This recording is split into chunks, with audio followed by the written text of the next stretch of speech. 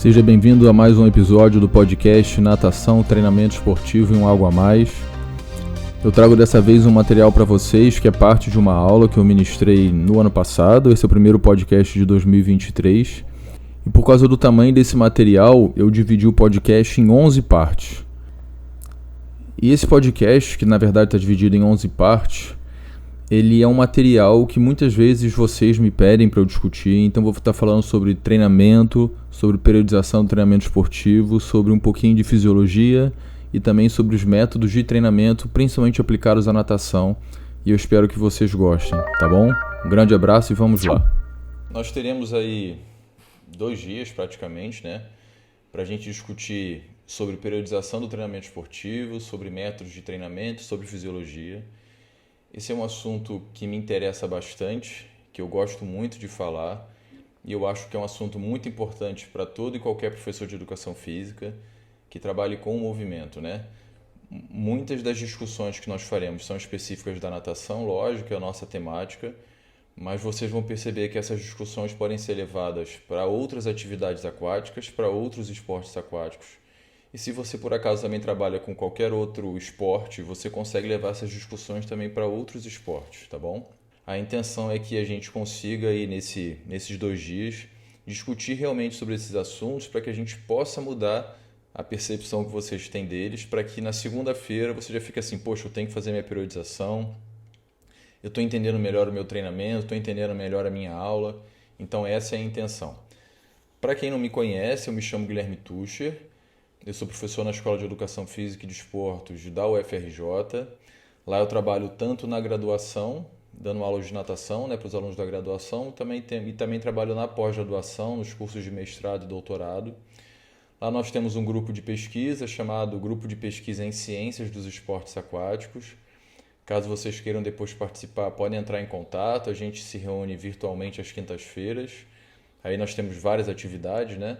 Anualmente a gente realiza também o Seminário de Ciências dos Esportes Aquáticos, então já está previsto aí para que ele ocorra no ano que vem, um evento gratuito, um evento lá na escola, então todos aí sintam-se convidados também. Como eu disse anteriormente, independentemente do que você trabalha, as discussões sobre planejamento, sobre periodização, elas são importantes.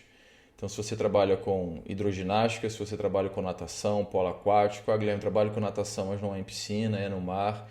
Todas essas discussões são importantes para vocês e, como eu disse, eu espero que seja uma mudança de comportamento, né? Que seja realmente uma aprendizagem. Então, a periodização e o planejamento do treinamento, eles são importantes independentemente do nível dos atletas ou dos alunos que vocês trabalham. Pode ser que muitas vezes não seja necessário fazer realmente uma periodização, pode ser que só um planejamento seja suficiente, e porque periodizar e planejar são estruturas diferentes. Alguns autores têm feito algumas críticas em relação aos modelos de periodização. Algumas dessas críticas são até legítimas, e a gente vai falar sobre algumas delas, mas outras não necessariamente. E muitas vezes se confunde periodização com planejamento. Então, periodização é uma coisa, planejamento é uma outra coisa. O treino pode ser planejado, mas não ser necessariamente periodizado. Por outro lado, os treinos periodizados quase que automaticamente são planejados. Então, essa organização do treino vai fazer com que o processo de aprendizagem, o processo de melhora do condicionamento físico, de aumento das capacidades motoras, aconteçam de maneira racional, de maneira até certo ponto planejada e previsível. E se a gente levar em consideração que o processo de aprendizagem, de treinamento, ele acontece em longo prazo, né? Ele é fruto de vários anos de aprendizagem. Se você sabe o que o seu aluno fez no ano passado, você sabe o que fazer nesse ano para você, por exemplo, aumentar a sobrecarga de estímulo. Seja esse estímulo motor, seja esse estímulo físico. Então, periodizar o treino é importante não só para a melhora momentânea do desempenho, mas se a gente for pensar no treinamento também em longo prazo, na aprendizagem em longo prazo, isso é importante. E quando a gente fala em condicionamento físico, isso não é importante só para os atletas. Quando a gente fala em condicionamento físico, a gente está falando da melhora da resistência cardiorrespiratória, da força muscular, da resistência, da flexibilidade e da composição corporal. Isso é importante para todos nós.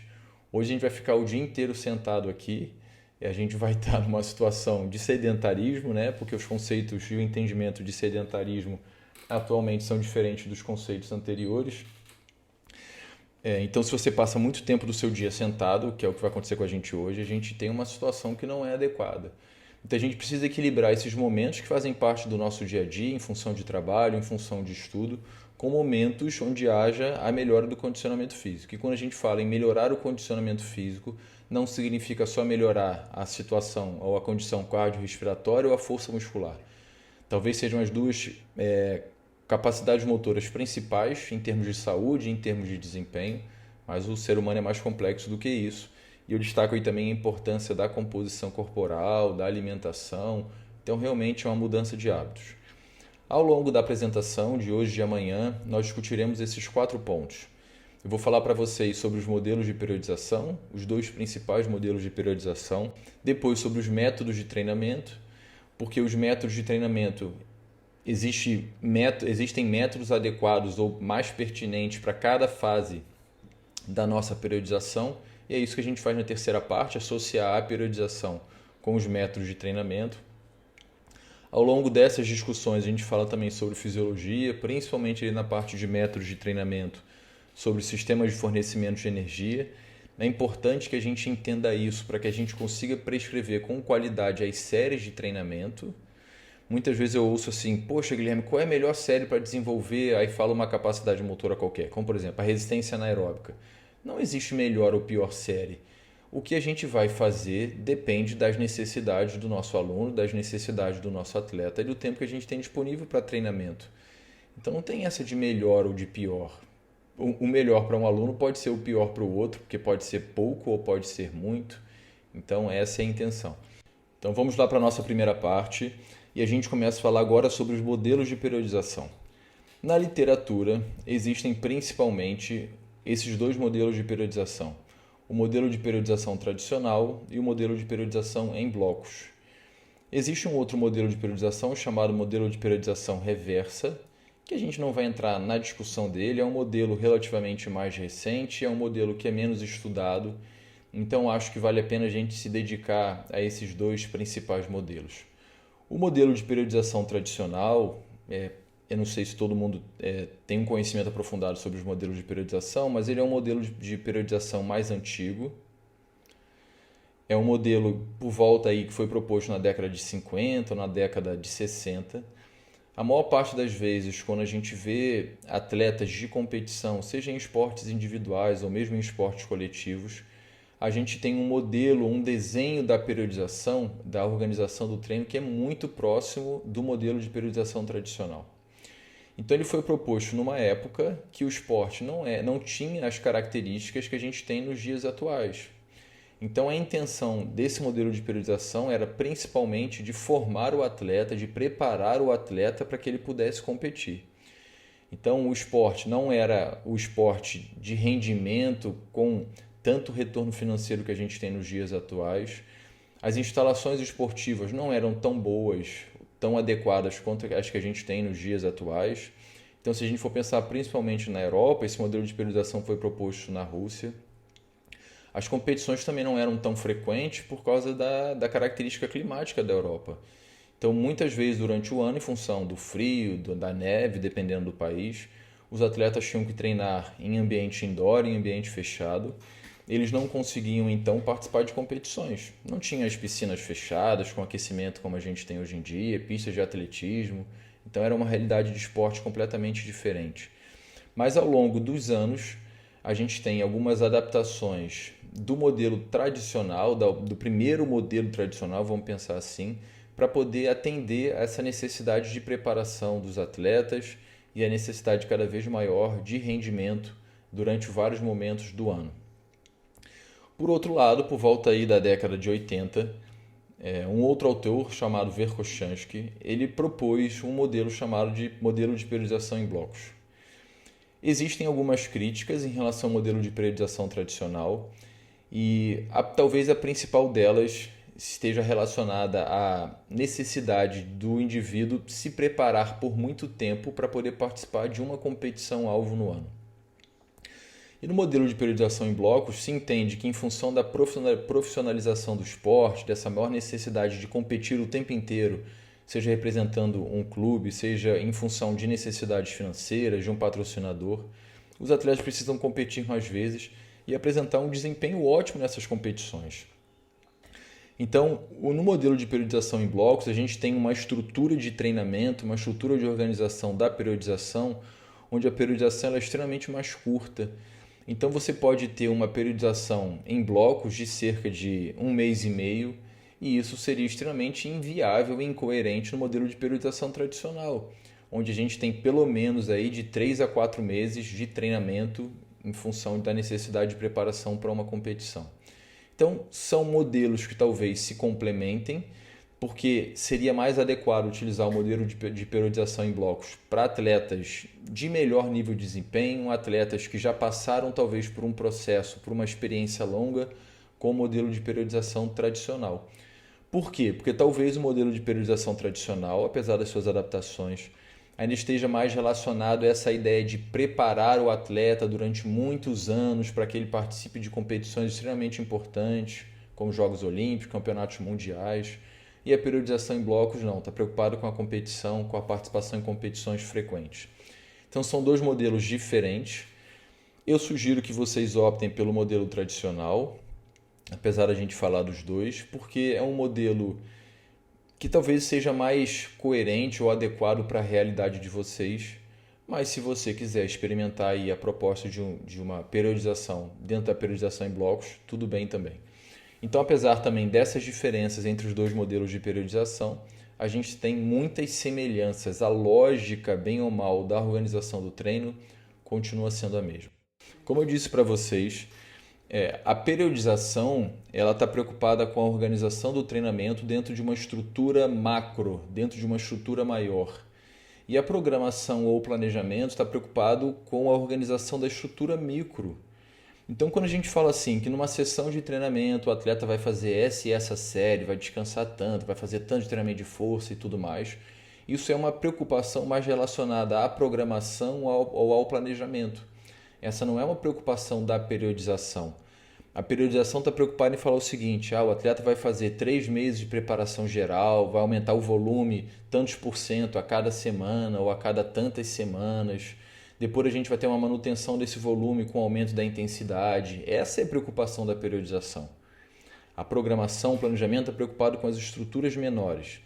Por isso que eu disse que muitas vezes o treino ele é programado e planejado, e funciona muito bem, principalmente para indivíduos iniciantes, com pior nível de desempenho, vamos pensar assim. Então ele pode ser programado e não ser periodizado. Mas o treino que é periodizado, ele tem que ser programado, tem que ser planejado, não tem jeito. Porque a periodização, no final das contas, para que seja eficiente, ela envolve o planejamento das estruturas macro e das estruturas menores, das estruturas micro. Então vamos lá ao modelo de periodização tradicional. Essas aqui são as principais características do modelo de periodização tradicional. São pressupostos teóricos que são muito importantes.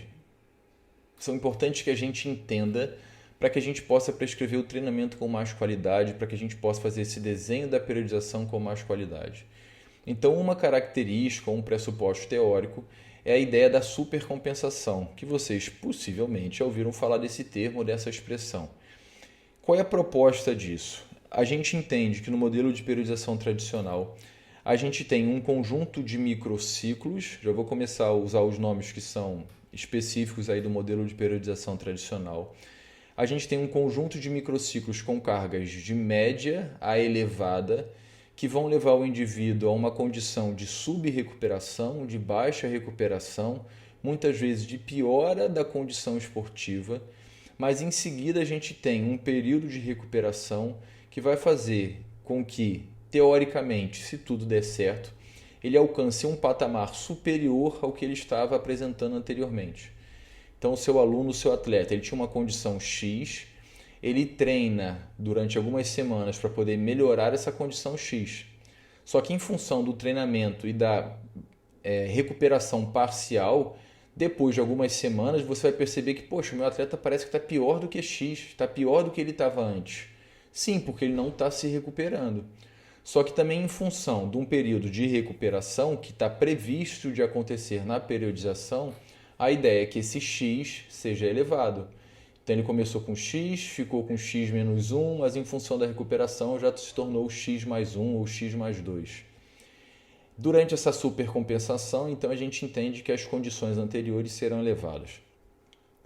Apesar desse desenho, né, bonito da supercompensação, a gente sabe que esse é um processo complexo, porque quando a gente fala em supercompensação, a gente está pensando desde o substrato energético que está lá na fibra muscular, que é responsável pela realização do exercício do movimento propriamente dito, como a gente está pensando também muitas vezes em adaptação muscular como um todo, adaptação de tendão, aprendizagem de movimento. Então, é um conceito bacana da gente entender, mas a gente não deveria levar essa ideia de treino, me recupera e melhora ao pé da letra, porque as coisas não são tão bem assim. Cada sistema tem um tempo diferente de recuperação. Por exemplo, o sistema muscular ele se adapta muito mais rapidamente do que o sistema ósseo ou tendíneo. Então, no treinamento de força, muitas vezes o indivíduo começa a aumentar a carga porque ele entende que isso é importante para a melhora do desempenho e o músculo está se adaptando de maneira adequada, mas o cara tem uma tendinite. Se a gente for pensar no treinamento, na natação, na piscina exatamente, né? O indivíduo, em função do tipo de treino que ele realiza, se é mais anaeróbico ou se é aeróbico, ele, em função da supercompensação, vai conseguir criar adaptações para que os estoques de glicogênio ou de triglicerídeos aumentem e ele consiga fazer o exercício com mais qualidade. Mas, como eu disse, isso é um processo complexo. Não é a adaptação, a supercompensação não é algo linear. Treina, recupera e melhora, treina, recupera e melhora, porque as coisas não são assim. Então, elas são, na prática, mais ou menos assim. Quando a gente pensa em periodização, olha que bacana como é que a periodização é uma preocupação macro, né? A gente está preocupado, como eu disse, com os momentos de estímulo e os momentos de recuperação. E associado a isso, a gente vai entender que cada período ou fase de treinamento tem uma necessidade diferente de alimentação e uma necessidade diferente também de orientação psicológica ou emocional. Por exemplo, na fase de preparação geral, como o atleta ou o nadador, o seu aluno tem uma tendência de nadar maiores distâncias, ter um maior volume, e esse maior volume pode ser 1.500 metros se for um cara iniciante, ou pode ser 10 km se for um nadador de águas abertas. Mas o que interessa é que para ele, naquele momento, aquilo é um alto volume, a necessidade de alimentação é diferente do que se a gente está numa fase de treinamento específico, onde há uma tendência de terem mais estímulos anaeróbicos. E a mesma coisa em relação à parte emocional, porque os treinos longos, eles tendem a ser mais monótonos, tendem a ser mais chatos. Ele não é um treino mais cansativo. Os treinos anaeróbicos, em termos de desgaste fisiológico, energético, tendem a ser mais cansativos. Mas o treino longo é um treino monótono, então essa preparação emocional também é importante para que ele consiga superar ou suportar aquele tipo de treinamento. Então a minha sugestão seria o aluno entender que o planejamento, a periodização envolve ciclos de treino e ciclos de recuperação. Para que ele consiga treinar com qualidade, a alimentação precisa estar coerente com o que ele precisa fazer. Para que ele se recupere com qualidade, a alimentação precisa estar coerente com o que ele precisa fazer. Talvez essas pessoas que são obesas, né, e geralmente elas estão em déficit calórico com a intenção de emagrecer, depois elas ficam com medo de se alimentar de maneira correta e engordarem novamente. Nesse sentido, seria importante que tivesse um nutricionista junto com um professor de educação física que entendesse também de treinamento, para que o indivíduo saiba o que comer em cada condição. Porque é isso que você falou, se ele vai para o treino, seja na piscina, seja na sala de musculação, seja onde for, e ele não consegue fazer força, né, porque para nadar também precisa de força, significa que ele não tem o substrato energético na quantidade adequada para que ele faça o movimento. Então isso é a alimentação inadequada. Perfeito. E ele só vai conseguir fazer o treino se ele estiver comendo. Não tem jeito. Então, assim, e isso também é bacana a gente discutir, porque muitas vezes as pessoas ficam assim, eu não como pão, eu não como banana, não sei o que lá. Gente, o carboidrato vem desse tipo de alimento. Você tem que comer esse tipo de alimento. O que você não pode fazer é trocar uma refeição por um pedaço de bolo. Até pelo seguinte, não é que você também não possa comer o bolo, mas isso não deveria ser parte da sua rotina. Quando a gente come uma alimentação planejada, você sabe exatamente a quantidade de calorias e a proporção entre carboidratos, gorduras e proteínas que tem naquela alimentação, né? Porque é o feijão com arroz, uma salada, uma carne, isso é fácil a gente controlar. Chega no final do dia, você sabe assim, eu gastei tantas quilocalorias e comi tantas quilocalorias. Eu tenho que comer mais ou tenho que comer menos? Eu tenho que comer exatamente o que eu estou gastando. Isso fica fácil a gente controlar. Mas se o cara começa a trocar alimentação, que é fácil de controlar quilocalorias, por pedaços de bolo e coisas desse tipo, no final do dia ele não sabe se ele comeu muito ou se ele comeu pouco. Então, às vezes, o problema não é só trocar a alimentação, que isso dificulta o controle do que ele tá comendo. E isso é parte do treinamento. Saber se alimentar de maneira adequada é parte do treinamento. Outro pressuposto aí, teórico importante para o treinamento são os princípios do treinamento esportivo, que eu tenho certeza que vocês viram isso na graduação de vocês. E a gente tem vários princípios que são como se fossem leis ou normas que a gente deveria respeitar para que o nosso treinamento seja mais eficiente, seja mais efetivo.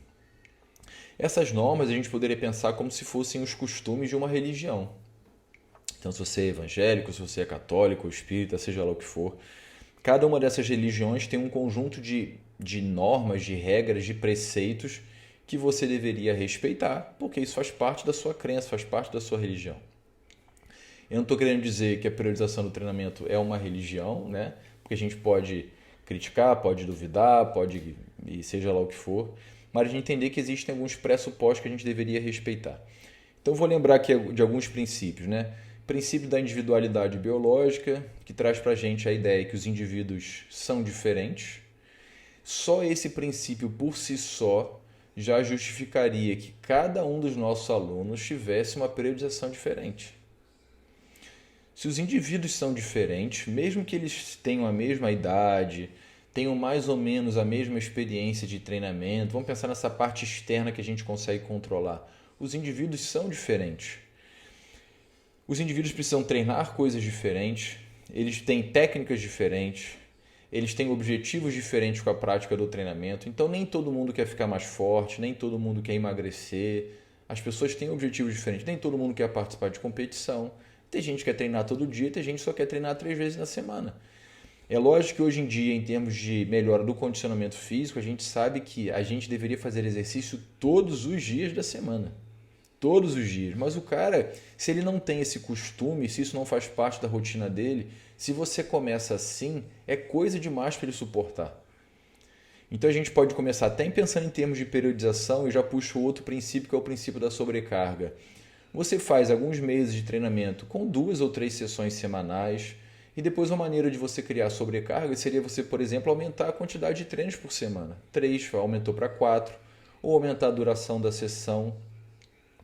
Então, entender esses princípios é importante. O cara não precisa começar treinando todo dia. O cara que é muito empolgado, a tendência dele é que ele perca essa empolgação com muita facilidade também. E mesmo que a gente goste muito de fazer alguma coisa, seja treinar, seja estudar, seja comer lasanha, chega uma hora que isso cansa. Então, se isso não fizer parte da rotina do seu aluno, do seu atleta, ele vai abandonar o seu treinamento e a gente não quer que isso aconteça. Então, o princípio da individualidade biológica traz para a gente que os indivíduos são diferentes. E aqui eu já puxo outro princípio, que é o princípio da adaptação. Como os indivíduos são diferentes, eles também se adaptam de maneira diferente ao mesmo estímulo de treinamento. Então, às vezes você fica pensando assim, poxa, mas eu dou a mesma aula de aprendizagem para os meus alunos, por que eles aprendem em ritmos diferentes? Porque eles são diferentes e porque eles se adaptam de maneira diferente. Eu passo as mesmas séries de treinamento para os meus alunos, na minha aula de natação para adultos, para condicionamento físico. Por que uns melhoram tanto, outros não melhoram tanto, alguns até pioram? Isso pode acontecer, porque eles são diferentes.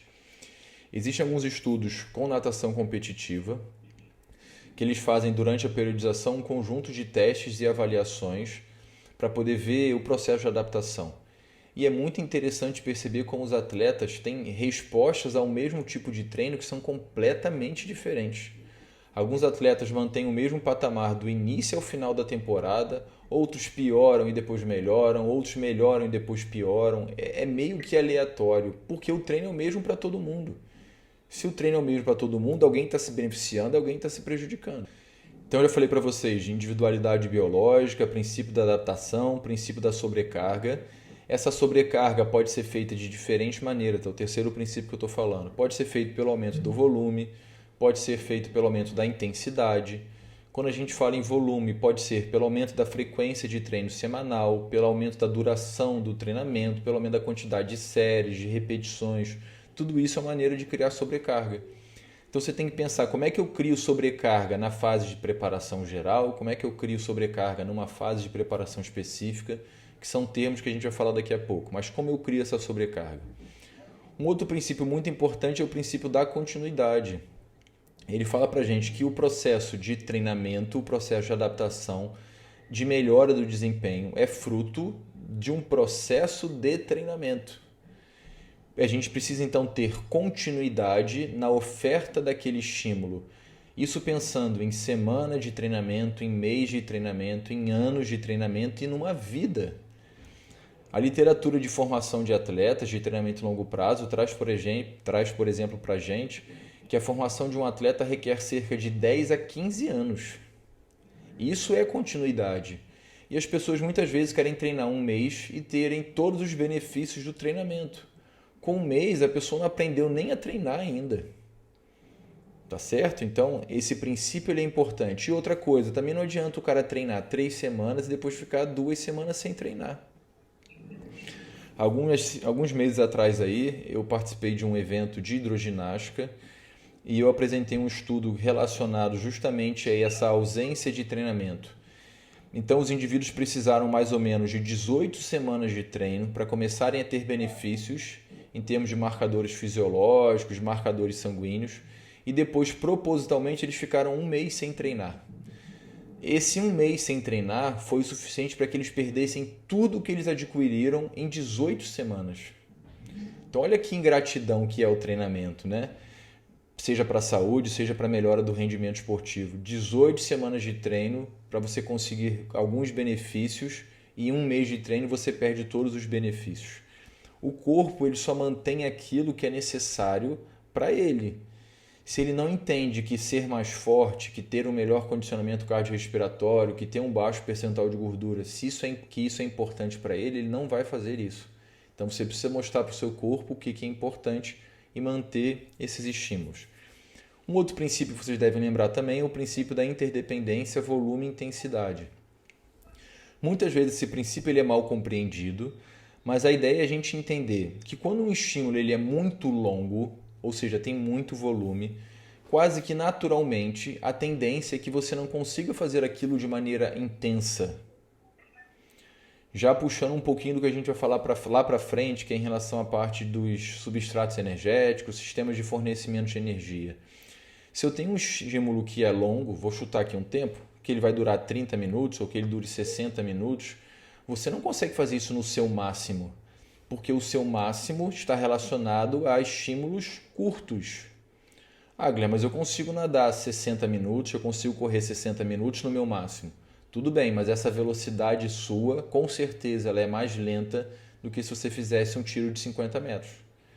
Então, por mais rápido que você seja, você não vai nadar os 1.000 metros, os 2.000 ou 3.000 metros com a mesma velocidade que você nada os 50 metros. Então essa é a ideia. Vocês entenderem que à medida que a gente aumenta o volume da série, do estímulo, do treinamento, a tendência é que ele seja cada vez menos intenso. Por outro lado, se eu quero oferecer um estímulo que seja realmente intenso, ele tem que ser curto. Isso para um aluno, para um cara que não é atleta, perceber é extremamente complicado. Porque ele pensa assim, a minha aula, eu pago por uma aula de personal, a minha aula na academia, de 60 minutos. E desses 60 minutos, eu fico 30 minutos parado e 30 minutos nadando. Ele acha que está sendo enganado. Ele não entende que para que um estímulo seja feito com intensidade, o estímulo tem que ser curto e a recuperação entre os estímulos tem que ser adequada, tem que ser grande. Então isso é complicado porque, voltando à colega que conversou comigo anteriormente, no final das contas a tendência é que esse aluno só faça estímulos submáximos. Ele só faz estímulos aeróbicos e estímulos submáximos. Ele não faz estímulos máximos, porque os estímulos máximos não estão muitas vezes na percepção dos alunos e às vezes dos próprios treinadores, dos próprios professores, tá? Então o estímulo, para ser realmente intenso, ele tem que ser curto, e a gente vai entender depois em termos de fisiologia o porquê disso. E o último princípio aqui que eu vou falar para vocês é o princípio da especificidade. A ideia dele é que a gente entenda que se eu quero melhorar meu desempenho em X, eu tenho que treinar X. Isso em termos de periodização é importante, por quê? Porque tem uma fase que a gente chama de fase de preparação específica e fase de competição, que é onde o indivíduo vai manifestar a condição esportiva, que no caso aqui eu chamei de X. Na fase de preparação geral, você pode treinar X, Y, Z, porque você está preparando o indivíduo como um todo. Mas na fase de preparação específica e principalmente na fase de competição, deveria haver uma prevalência do estímulo específico, que é o X. Aí você poderia dizer assim, poxa Guilherme, mas se o meu aluno vai participar de uma competição de 1.000 metros lá do Rei e Rainha do Mar, vai nadar no mar 1 quilômetro, e só o fato dele estar nadando já não é específico? E a resposta é que não. Porque por causa do princípio anterior, interdependência, volume e intensidade, se você só oferece treinos longos para ele, ele vai aprender a nadar com características mecânicas e fisiológicas para um estímulo longo. Para quem nada razoavelmente bem, 1.000 metros é um tiro, por incrível que pareça, né? A mesma coisa na corrida, né? No atletismo. Às vezes a gente pensa assim, teve uma época da minha vida que eu cismei de correr, fui sempre da natação e eu estava num momento que eu não conseguia treinar na piscina e eu comecei a correr. E às vezes eu ia participar de competições amadoras, lógico, de 5 km, 10 km, 16 km. E era interessante a gente ver a galera que é realmente do atletismo, que eles falam assim, não, 5 e 10 km é tiro. Para eles fundo é 42, é uma maratona. Para o cara que não está acostumado a correr, 5 km é uma eternidade. Né? Mas para o cara que treina, 5 km é um tiro. Quando o cara perceber, já acabou a prova. Então, por isso também é importante lembrar quem é o meu aluno, quem é o meu atleta, tá certo? Então, a especificidade é isso. Se a sua prova é de 50 metros, eu tenho que treinar específico para 50 metros. Os sistemas fisiológicos de 50 metros têm que ser estimulados, a mecânica do movimento para 50 metros tem que ser estimulado. Se seu atleta nada 10 km no mar, uma prova de maratonas aquáticas, o sistema fisiológico tem que ser estimulado, o mecânico tem que ser estimulado, o emocional tem que ser estimulado específico para 10 km. Então essa é a ideia do princípio da especificidade.